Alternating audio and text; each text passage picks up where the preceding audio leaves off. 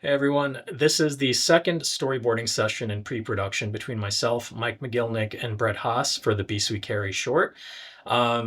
This longer form stuff is experimental, and if you really enjoyed seeing the behind the scenes of us working things out of how to make this film as we make it, please leave a comment below.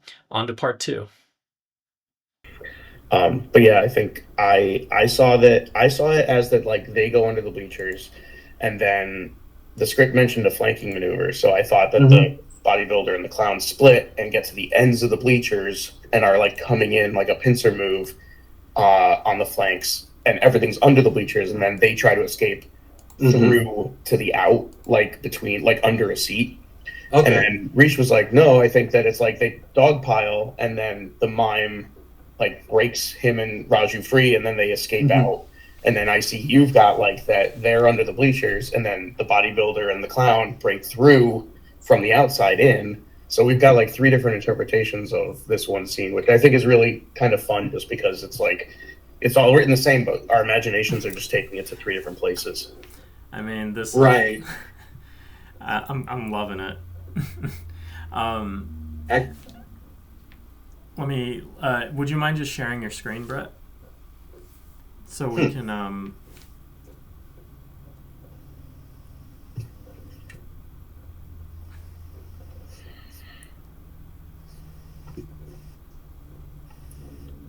Oh, Mike, did you get the V5.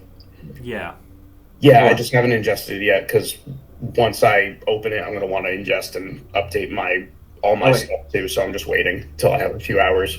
The only thing we got to figure out is between the three ideas when we physically see the bleachers and this, because I was telling Rish, there's a movie I did a couple years ago where we shot under the bleachers, a very similar sort of like cat and mouse thing. And I physically couldn't get under there. Like I had to send my AC under there with the camera because the space was so small. It was like 3 seats tall. So, that can kind of also dictate which approach we take based off of like where we physically can get the camera, physically can get the actors, which actors will fit, all that kind of stuff. So, Yeah. I mean, if we have like floor to ceiling bleachers, that would be amazing for both camera, lighting, and blocking, because then that means we have all the room we need to do whatever. But it really depends on the location we end up with. But it's nice that we have different approaches for whichever eventuality we can figure out. Right. Can you guys see the thumbnails on the left? Yes. Okay. All right, this is weird because I have What? because the thing is, like, I have like a second window here on the same screen, but it's like doubling up. So this is the first page. Is this like the last part of the sequence, Brett, or? I think that's him entering the gymnasium, then going under the bleachers, then them I see. hiding. So it's in sequence from when they enter the gym. Okay, okay. And that's the hand trying to reach through, like, around here. Okay. Correct.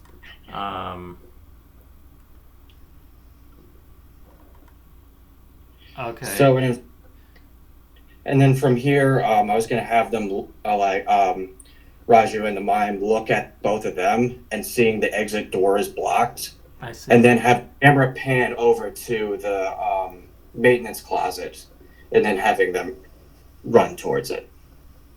Okay, so they're trying to get to the exit, realize they can't, and then pivot. It's not that he's going for the closet. Correct. Okay. Oh, you know what? That I think Reach can work really well with like that shot I was talking about. That's like with them running with like the hazy streak of light in the background. Yeah, yeah. So like instead of them clearing frame on that and then going to the inside the closet looking out, it could be something where we like as we close the gap with them, we then maybe pan a little and get them like trying a door that doesn't work or seeing it's obstructed or whatever, and then turn toward camera, get a good look, and then clears frame. Yeah. So you can almost build this heightened moment out of that registration. Yeah, I think that's a really good idea. Cool. Yeah, I think that's an excellent idea. Thank you, Brett. That was fucking dope.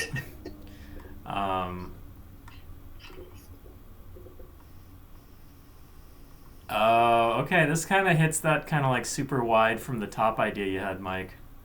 Yeah. Again, pending physically that we can get up wherever we're trying to get, but yeah. And then we go to the close-ups. Yeah, this is. Yep. Yeah, I'm liking this. This is pretty good. Yeah, this feels like Gohan and Piccolo to me for some reason, but like Piccolo looks like Shao Tzu. That's what he looks like to me. I just realized he looks like Shao Tzu. It's great. I love it.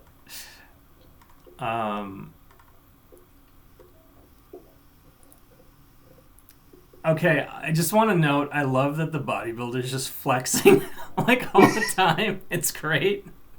Reminds me of, you guys ever have that, like, the sticky guy that would, like, flip himself, like, down the wall? Like, the hands and the feet were sticky. It was, like, this tall, and he would just, like, throw it at the wall, and then it would, like, tumble itself down. Yeah, I know exactly the toy you're talking about. Yeah. Yeah. He reminds me of that. Yeah, it's pretty Especially, like, the positioning. Yeah, no, it's fantastic. I can't get over it. I love it.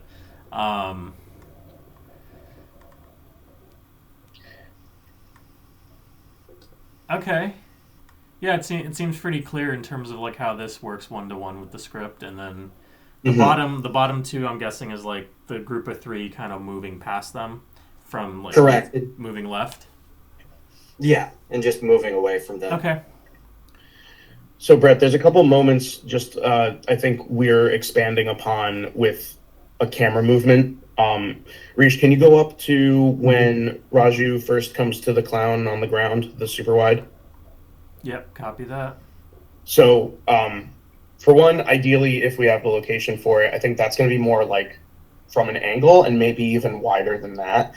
And then we're going to see drawing of seeing Raju walk up to him, and then this next shot that you have that's like the medium two shot, I think that one's going to be a little more of a complicated move where it's going to be like starting low with like the mime's body making a horizon, and we're going to see Raju cresting, like his head cresting over that horizon as he gets closer to the mime, and while he's getting into that position, so like what you have drawn here is probably R2, and R1 is like low to the ground of like a textured foreground with like focus being on what will be Raju's head coming into frame. And as he's getting to his two position, we're like kind of coming around to a little more to the front of them and booming up a little bit. So it's just going to have a little more of like a maneuver to it. I mean, Rish, do you want him drawing like step by step on some of that stuff, or just like the landing frames, or like how detailed do you want some of these things to be? Or does it serve the purpose already? I think we're getting the general idea. I think the part that we probably need the most detail on is going to be the chase sequence, because that's the place where we're going to really need to coordinate with other departments to make sure everyone knows what they have to do. Specifically stunts for how we're cheating, like the lift, which I think is probably just an apple box, but you know, or like special effects with the cut on the arm, that kind of stuff. I think these are things we need a little bit more detail on, but if we're getting the broad strokes on mostly everything, I think we can fill in the gaps pretty easily. Like especially like this part, even the day of, if we shoot it, we may end up even simplifying some of the angles, right? Like if there's gonna be a lot of times I think where once we've done the blocking of it, especially if it's an action sort of thing, we're gonna find that certain angles can live for a little longer, or reassign and evolve to different things, or cover multiple points within one frame. You know, once we actually start placing camera around.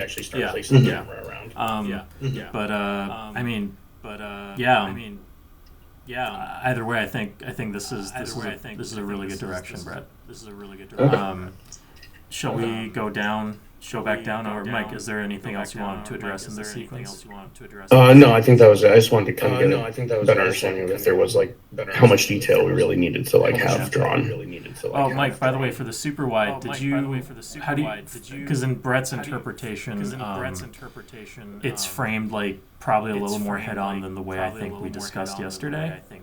Yeah, so that's something else I mentioned a minute ago. Is I think it'll be wider. I think it'll be more of an angle because I want to see an elongated sort of perspective like a little here, bit, so right? that we can see Raju approaching. And I think it might even. I could see a world where it's like double that wide, even, because I think it's a lot about like the isolation and also a little bit of establishing for an audience that like not the danger has passed, but like that Raju is okay to like we don't want them to be constantly like in their head screaming, "You're not safe, get back to the closet." So we want them to be present with Raju and the mime in this interaction on the ground. So I think it's also important to have that cast wide to just kind of showcase there's no immediate danger right now. We can be here with these characters without looking into the dark shadows of the corner of the frame looking for someone popping out. Yeah, okay, great. Then I guess on the next iteration, if you can interpret that, Brett, that would be fantastic. Yeah, definitely. Wonderful. Wonderful. Okay.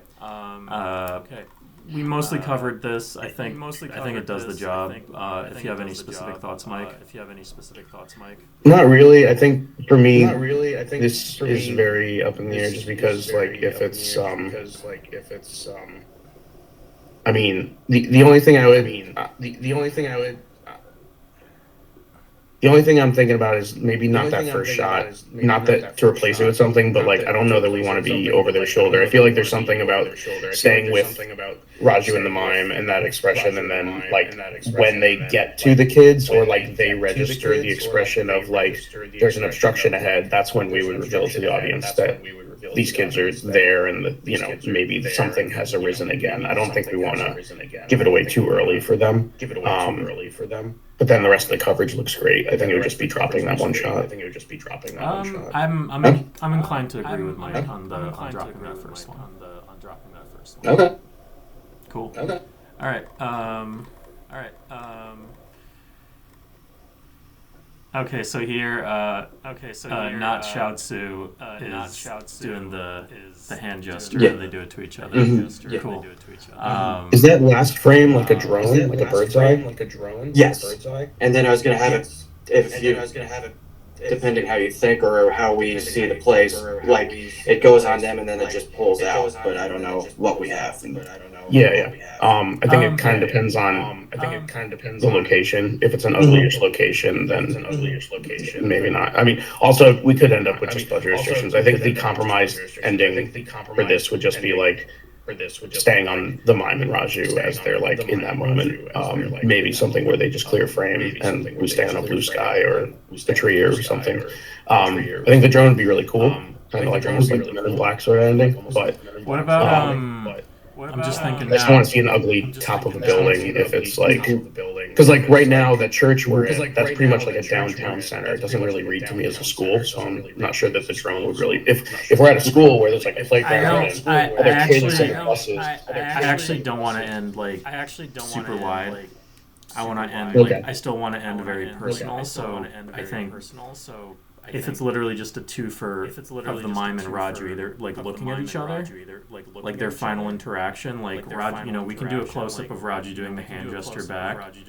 But if it literally ends on like just a shot of them looking at each other, or even just a close up shot of Raju's face looking at the mime and then it cuts to black, I think that's enough. Like I don't think we have to do a whole ton of wrapping up. Keep it simple, keep it personal. Don't the goal of this film is like we're trying to stay as close as possible to this kid's perspective the whole time. So I'm okay ending that way as well. Cool. Mm-hmm. Yeah. Cool. Mm-hmm. Yeah. So even if it's like an abrupt ending, he does this. I mean, it sounds like it's something that exists already within coverage that he has drawn. Then. Yeah, basically, yeah.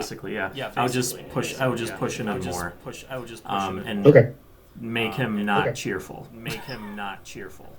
Dude, Chaozu should look like, hey man, I'm giving my heart, but like I've been blown up so many times,